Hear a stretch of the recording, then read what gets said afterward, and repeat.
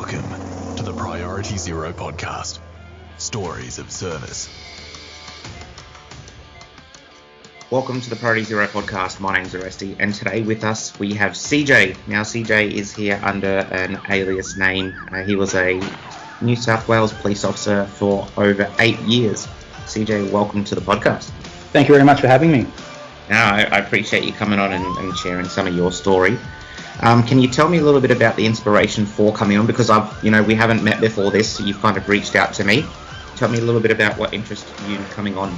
I actually heard a good mate of mine was on the podcast a while ago. He called out to me on it and said it was a great experience. And I just thought I've maybe have a story to tell for other people, not generally the war stories of time in the job, but more so life outside of for me, police, but Triple O and military as well. I've got friends and co-workers and stuff out of all levels of first responders, and thought maybe if my story can inspire someone else to start getting their head straight, maybe it's a good thing. And it's always trying new things. I've never been on a podcast, listened to a lot of them, so I thought, why not get out of my comfort zone? Yeah, beautiful, mate. We really appreciate you coming on. So let's start off. Tell us a little bit about yourself. Yeah, well, CJ grew up in New South Wales. At the age of 19, I changed my career path. I was at uni, not really happy with what I was going to do for the next 10 years at uni. Saw two highway patrol guys parked out the front of my place on motorbikes when I was in the middle of almost final exams, and thought, shit, that's an awesome job. You get to eat free Maccas, ride motorbikes as fast as you want, and get to shoot bad guys. I had no knowledge of the cops, really. I had no interaction with them growing up.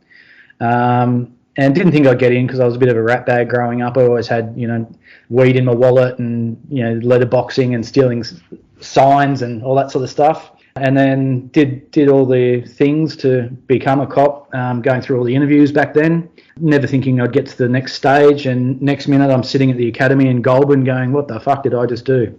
And then just kept going from there.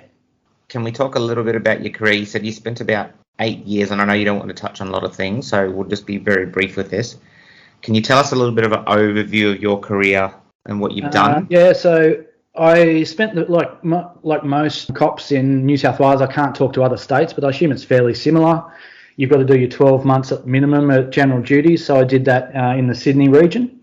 And then very quickly, I didn't look like a cop and didn't act like a cop or feel like one, so I went into plain clothes probably 11 months in of my 12, and then spent the rest of my time in different plainclothes sections, working through different task forces and strike forces and whatnot. A bit of time in the giggle suit, but most of the time was plainclothes and covert stuff.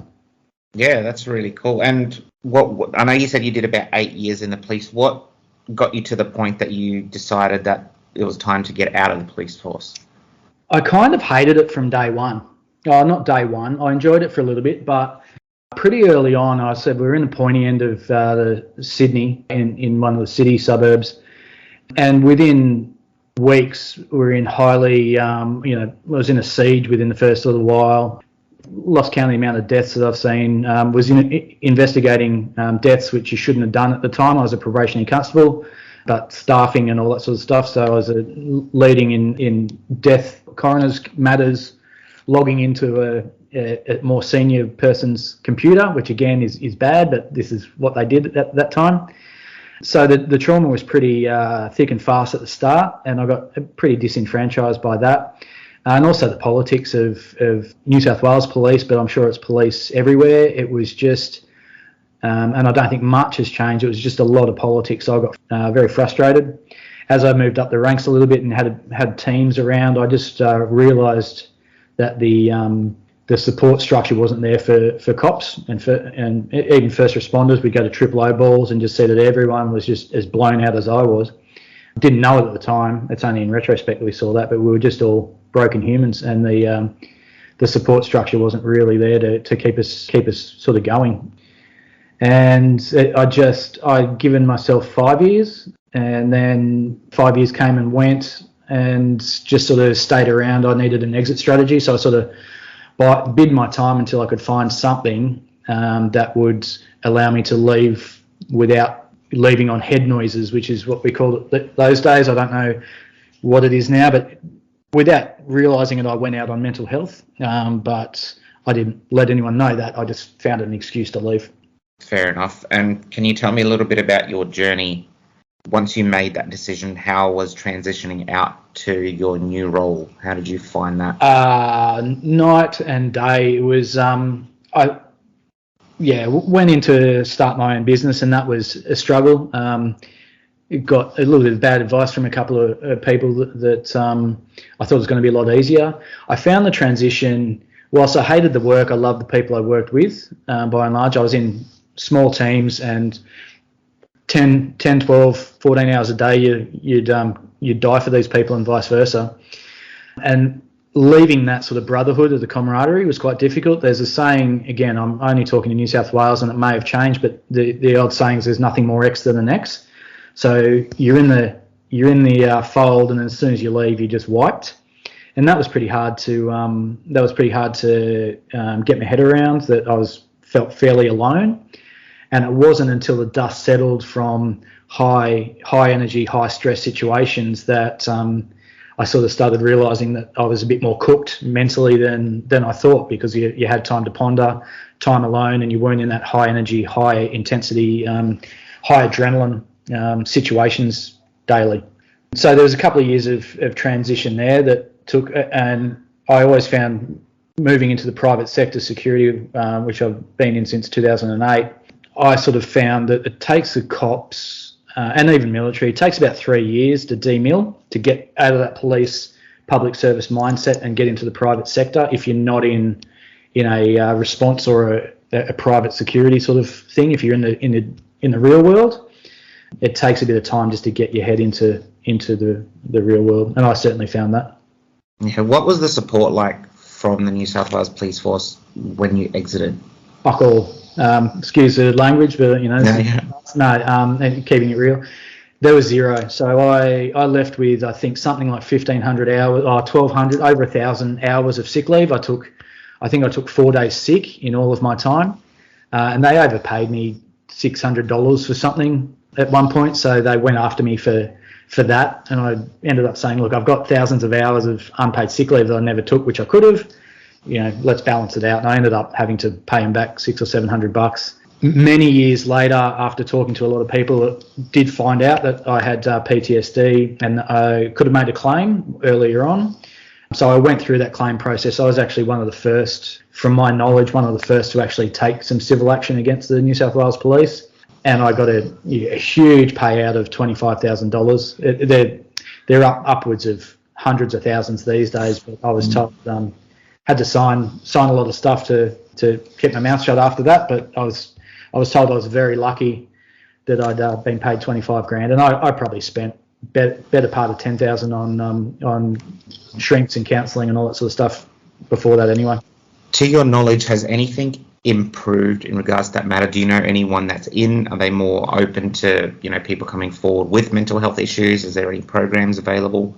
I can't talk only for third hand, but it's certainly improved from when I was in, I believe, because I don't think it's because they actually give too much of a shit about their staff. It's more about the financial repercussions. So it's still very much a business. It's a business of policing. I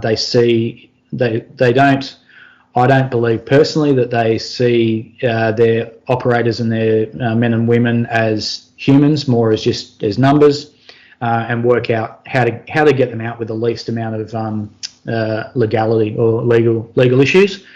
And we can talk more about it, the problems or solutions rather than the problems. But from friends that I've got that are still in or just leaving or have left some time ago, they're still getting chewed up and spat out.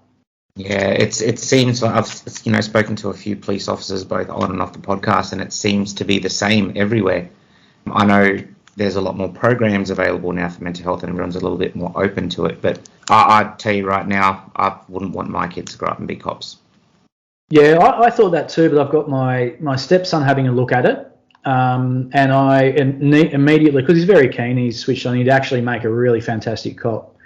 And immediately I shut him down, and then I pondered for a couple of weeks and went back to him, and the realisation was the cops is a great and noble profession. It's hard work, but it's rewarding, and if you go into it with the right mindset, which is you want to make a difference and help people, you can certainly do that. And there's 200 plus careers or career paths within any police force. So that part's cool. The issue is, and the solution I find, and I've spoken to a couple of cops about this, and I think I spoke to you when we chatted briefly on the phone a couple of weeks ago, is if we broke it down to first principles and you looked at it no different to a first grade footballer. So I'm going to pick, I don't know, friggin' Canberra Raiders. The boys are on the Canberra Raiders team. They've got physios, they've got chiros. They go out on the field and they smash themselves to pieces for a period of time during the game. There's pre-game strapping, binding, massage stuff, and then at the back end of the game, they've got ice baths and protein shakes and all that sort of stuff. The whole goal, they're bashing themselves. They're at the high end of elite physical trauma and stress on their bodies.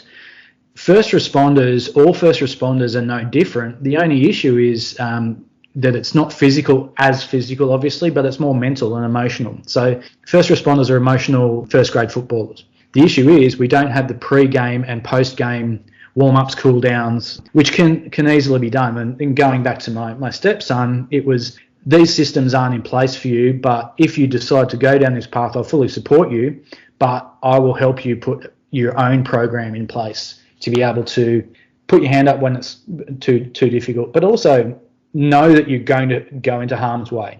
You are going to get fucked up in the head. No human can see what first responders see. And again, I can only talk to the cops, but a cop in the first 12 weeks of their career will see more than the general public will ever see in their entire life. So how do you put some support networks in place to keep them get them back on the field and keep them match fit? And it's doable. The issue is it just takes more conversations like this and at a higher level when the cops, and all first responders to go, right, let's break this down. They're emotionally first graders. They're bashing themselves. They're in harm's way emotionally and physically and mentally. How do we keep them on the field? Yeah, and I think a lot of programs that are out there, I mean, they're changing now. A lot of it's very reactive, like this is what you do when you're not well. So if anyone out there hasn't read The Resilience Shield, it's written by Dan Pronk, Ben Pronk, and Tim Curtis, all ex-Special Air Service Regiment officers. They've come up with this Resilience Shield, and what I really, really like about it, it's very proactive. It's building your resilience, and they've broken it down into 6 different components. So, you go into these situations with more knowledge, with, your shield being a lot stronger, because having worked in the emergency services myself, wearing that uniform is a bit of a shield. When you put it on, you don't put a persona on, but it's the work. It's the work you. It's not the real you. When you're there, you can see anything. You can do anything. As soon as that uniform comes off and you get that time to decompress is generally when things hit. Yep. We need to be more proactive, and more companies and emergency services need to be more proactive in doing these things, putting these programs together. Yeah, completely agree. And one of the things from a business standpoint, as I said, I've spent most of my time in business now. Again, I keep referring to cops, but it's all emergency services that are having attrition problems, especially. Some of my really top-end mates that have been in forever, the cops have spent $500,000 plus $1 million training these guys, and military regiment boys are $1 million plus easy.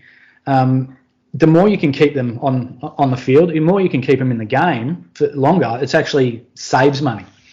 And that resilience piece is absolutely fantastic. I had a look at that, and it's awesome. Again, it's the acknowledgement, though, I believe, of you are going to go into harm's way. What you are seeing is not normal.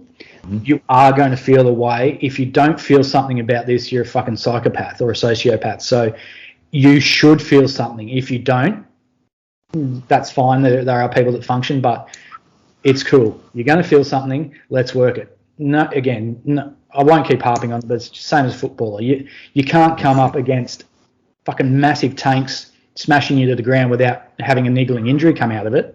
So if you expect it, you can start putting some preventative things. Exactly. Like one of my mates who was on the podcast, his name is Rob. So when I first started with Rob, he was my duty manager, and he kind of sat down with me, and we had a chat and we got along really well. And he said, Foresti, to do this job, you got to be one of two things: mentally resilient and tough, or not give a fuck. Yeah. There's no in between. You got to be one of those to be able to make it in the job, and it's true. And I can't, for the Triple I world at least, you can't do that job and not give a fuck. Like, why else would you be a fiery, an ambo, a cop? Again, unless you're a sociopath and on a power trip, which there are some, Yeah. The rest of the time, most Triple O's out there started life giving a genuine fuck. Yeah, exactly. And that's, I think, where a lot of people get the inspiration to go out, because they have that genuine drive and do want to go out there and do want to help the community. Yeah, make a difference. Yeah, exactly. But I think we all need to be, if anyone's out there wants to get in these jobs, I'd encourage anyone to try to contact someone that does the job that you're interested in and talk about it. And that's why I do these podcasts. So we try to talk about how it actually is the real life job. You know what I mean? We're not sugarcoating it. We're not, omitting information. Sometimes it's great. Sometimes it's really fucking hard. Yeah. And the other part too, it's hard. I don't tell war stories. I don't actually speak to a great deal of former or current cops. And every Triple O is the same. There's always war stories. I never really got into that anyway. But what you find is a cool story. We've all got 6 stories about X, Y, and Z. That one cool story of maybe a 3-minute pursuit, foot pursuit, sick arrests, nearly shooting someone, all those cool, sexy things that general public like. That's 30 seconds of excitement, 2 minutes of excitement, half an hour of excitement. Then there's 12 hours of boredom and paperwork and politics and stress, and you don't hear of all the other stuff that goes on. Yeah, that's exactly anyway, right. I don't think, not enough.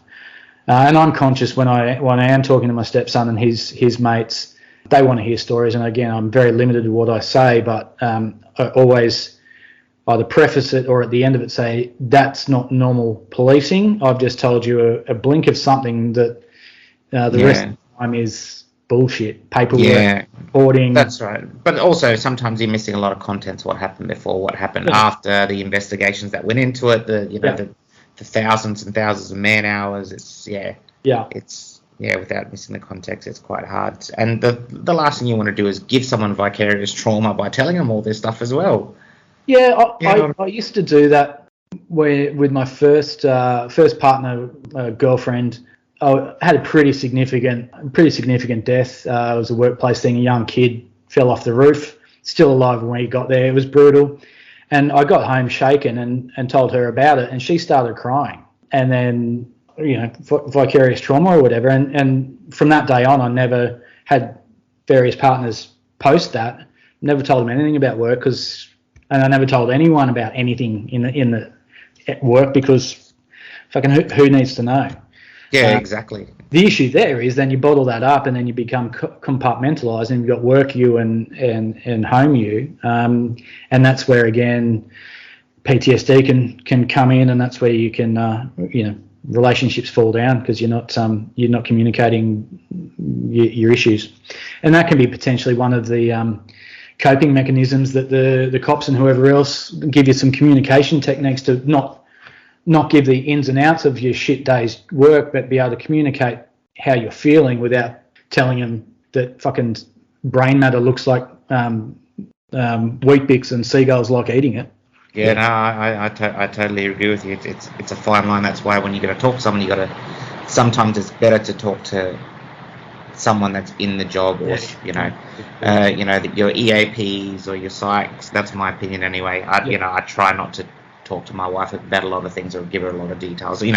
Obviously when you have that bad day, you come home, you sit in the car for a minute and like, all right, I need to be the best version of myself before I walk in the house. I got the kids, I got the wife.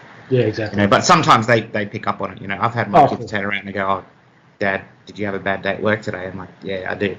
So just give me a second. Let me go have a shower, and I'll be out in 10 minutes." You know what I mean? Put your dad Yeah, exactly right. As much as you don't want to pass it on, sometimes it's just so hard because they pick up on this stuff. Yeah, of course. I think that's one of the things, probably touching on, talking to people is important, but talking to the right amount of people and in the right context. I think one thing I found when I left was I felt really, really alone. I didn't know what I had. I just thought it was normal. I knew in inverted commas, because this was the norm. You don't talk about your issues because it's a career killer. Don't go out on head noises because you'll never get another job. I'm sure they don't call it head noises anymore. But when you did talk to people, if you're talking to people as cooked as you, I found personally, and from people I've spoken to, when you're going through trauma or you've got PTSD or you think you might have PTSD, you think you're alone and you think you're the only person in the world that's ever done that. Or if you're talking to other people telling their war stories, everyone's got it much worse than you. So then you go, well, fuck, I shouldn't be feeling the way I'm feeling because Joe Bloggs saw 10 times as much and this guy saw 20 times as much. But that's irrelevant. If you've seen one dead body or you've given one death message, like that's enough to cook you. And it's, again, getting the right conversations with the right people, I think, is really just as important as talking in general. Yep, I agree. And a lot of the time it's, when you're in these first responder roles, your brain, the amygdala in your brain is just under constant chronic stress from you just heightened awareness, heightened stress from all the things that you do, and it just you don't give it a chance to calm down. You don't have that rest. Sometimes you're more reptilian, more than human, because that part of your brain has taken over. Yeah, that brain takes an over. You've got higher levels of cortisol in you. You're more susceptible to, strokes and heart attacks and diseases like, type 2 diabetes and things like that. You really need to be able to get that in check. And let's talk a little bit about what you can do under these conditions. So talk about things like mindfulness, talk about things like meditation and gratitude and grounding. Do you use any of these things, breathing techniques? Yeah, so my world now is research and development, R&D. So I don't do anything. I'm a very analytical brain, and I don't do anything unless I can read some independent studies on it. Someone comes to me and goes, I put this fucking crystal on your forehead because it does X, Y, and Z. I'll go, I won't say that's all horse shit. I'll go, righto, I'll go and have a look and see where the crystals on foreheads do anything.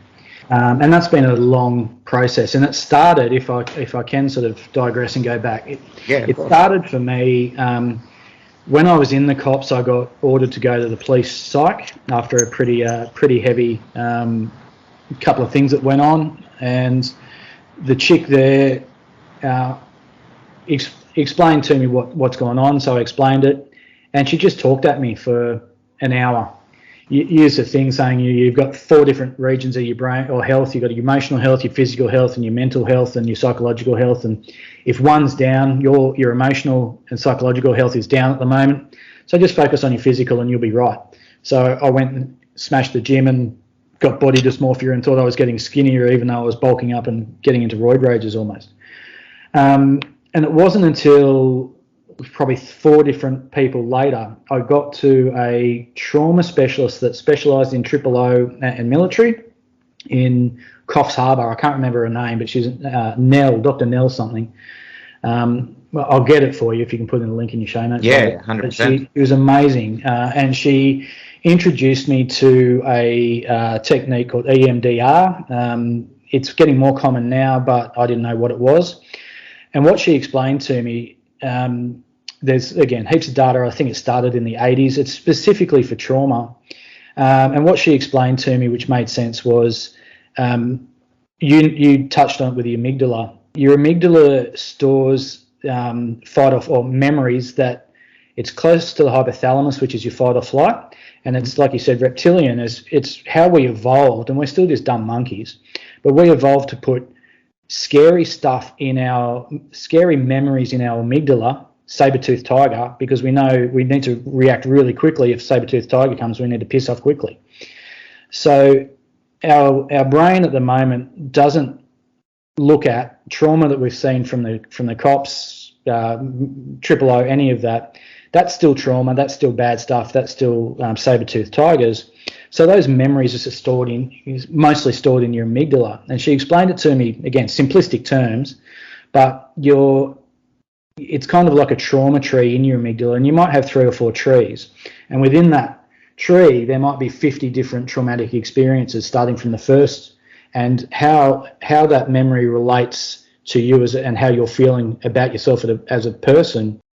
Each trauma, if you feel that way in that trauma, that lodges onto that tree. And the EMDR, for me, it was 2 little vibrating buttons in my hands, and it vibrated left, right, right, left in different intensities, kind of to replicate a little. She was explaining a bit like our REM sleep, and the idea was to focus on the traumatic experiences, do the EMDR, and that would help shoot those memories away from my amygdala and put them into the frontal cortex where normal memories are. So it's replicating a bit like a dream. And for me, it was almost some of your worst nightmares, but you're in a safe space. And I did 2 years of it, and it was, for the first part, the only way I can explain it was emotional open heart surgery. So after it was only an hour, but she said, don't drink, don't do whatever. I didn't live in Coffs Harbour, so I found a hotel room nearby. She said, drive there, straight there, have something to eat if you need to, and you'll sleep. And I slept for 16 hours straight, and I normally sleep 5 hours a night. It progressively got less and less intense, to the point where I could drive afterwards and talk, but it was fucking amazing. So yeah, EMDR, if anyone's out there struggling, I've done hypno, I've done every shrink you can think of.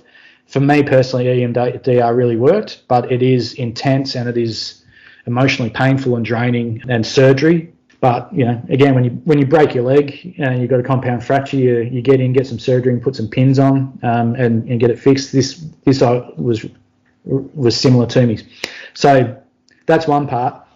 Going back to the grounding, I actually read a paper on grounding last week. And there is some science behind it. There's a guy did some grounding. He's out of Stanford Uni, I think.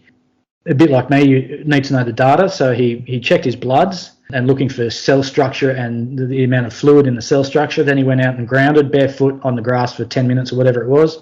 Checked his bloods again, and there was significant difference in the cell structure of his blood from grounding. So that's pretty cool. And I look at podcasts, particularly by Dr. Andrew Huberman, again out of Stanford. So with that, I do circular breathing. I've done some work. There's a guy called the Breath Guy, if anyone wants to Google him. He's amazing. I did 2 hours with him, and I felt like I was in space. Breath work is absolutely incredible. It's better than any drug I've tried, recreational or otherwise. And gratitude to a degree. I don't write gratitude journals and any of that stuff, but it is really, really important. And every day I've got some tattoos. I've got breathe on my wrist here. Remind me to breathe. I've got tattoos relating to my kids, and I make sure if I'm having a shit day, I just look at that and go, right, I've got that. That's your reason why. Yep. Yeah, exactly right. So yeah, there's some of the woo stuff I think's a load of shit, but if I'm open to anything that can not just repair, because I think I'm past the repair stage. It's more just improve my general well-being in my life and my family's life. Have you heard of TRE? No. So TRE was developed by an Australian guy. It's called the Tension and Trauma Release Exercise. So what it basically does, and I'm no expert in this, it teaches your body to tremor. So think about someone when they have a baby, like a lot of countries overseas, especially in Africa and that, once they have their baby, once they deliver it, the body will start to shake. In Australia, we're told lie down, right? Yeah. In a lot of those other countries where they don't have the same medical facilities that we have, what they actually do is they won't allow the women to sit down until their body has finished tremoring. Yeah, right. So it's a physical response to stress. So what TRE does, it's basically developed a way for your body to be able to induce controlled tremoring so your body releases stress. That's actually interesting. I just had a quick skim. I bought up a couple of papers then and quickly skimmed on the other page. Yeah. So they've actually got a free online course on that at the moment. So you can actually sign up for it. I think it's treaustralia.com. Yeah, I think I just brought that up. Yeah, that's cool. And that makes sense too. Again, I'm sure you're the same. You've seen people like victims in a traumatic experience. Oh my God, they're shaking like a leaf. Yep. It's their body's natural reaction to try and do something. So replicating what we do naturally makes a lot of sense. Yeah. So that's just another tool for the tool belt for anyone out there that's listening. Jump online and have a look. I'm actually thinking about reaching out to that gentleman and see if he wants to come on the podcast and have a chat. And it's taught all around the world now. So anything else you want to touch on? For me, it was just to bang it on about a bit about the EMDR, and I hope I haven't bored anyone. The key takeaway I hope people have got is if you are listening and you are in any first responder thing, you are in a noble and just job, and it's just you're not alone. What you are going through is normal in our world, and if you are struggling, it's probably that's a normal response, and it's just finding what you want to do with that struggle. You keep going the way you are, or get help, and there's plenty of places to start getting help now, and more, which is good. One of the organisations I'm not affiliated with by any stretch, but it's the Fearless organisation in Australia. It's a non-for-profit run by fairly senior heads of military and police at the board level, and they're just all amazing people, all doing it for free, and all with the whole goal of helping first responders of any sort get their head straight. Yeah, and I think people out there need to know, if you are in these roles or you do go in these roles and you are struggling, the hardest thing you'll ever do is ask for help. That first time, it's going to be the hardest thing you've ever done. But once you do it and you start talking to someone, you realize how many more people are in these situations and that you are not alone. Yeah, that's the big one. Yeah. You're not alone. I felt so alone for so many years. Yeah, and it's talking with mates now that are feeling it. It's like, fuck, I thought I was alone. Well, you're not. It's just that trauma and PTSD is a very insular thing. And again, when you're a protector and a provider and you're a proud human, you don't want to admit that something's wrong. But again, break shit down into its simplest form. If you're walking around with a broken leg, there's no stigma. Just get a plaster. Go to the doctor, get a plaster on it. Yeah, it's absolutely no different. It's just a different part of your body that's injured or broken. And thankfully, there's more and more tools every day coming out.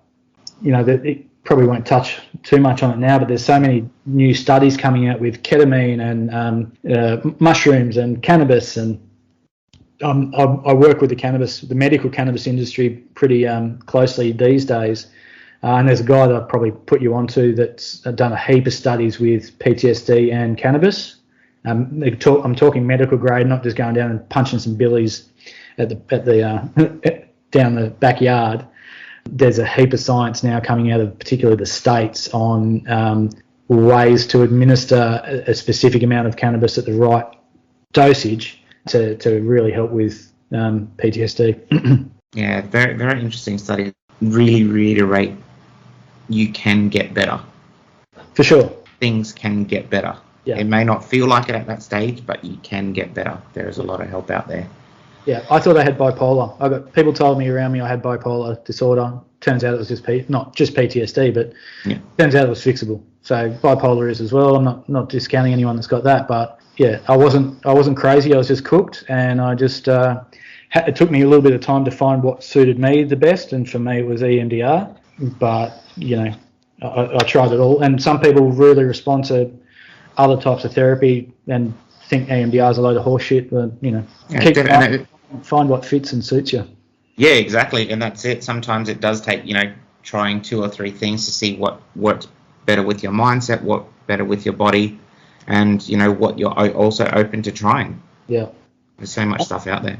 And I guess again, just to read, I've said it a few times, but if anyone's out there still in the job of any sort, just think of yourself as a first grade footballer. You're getting bashed on the field daily.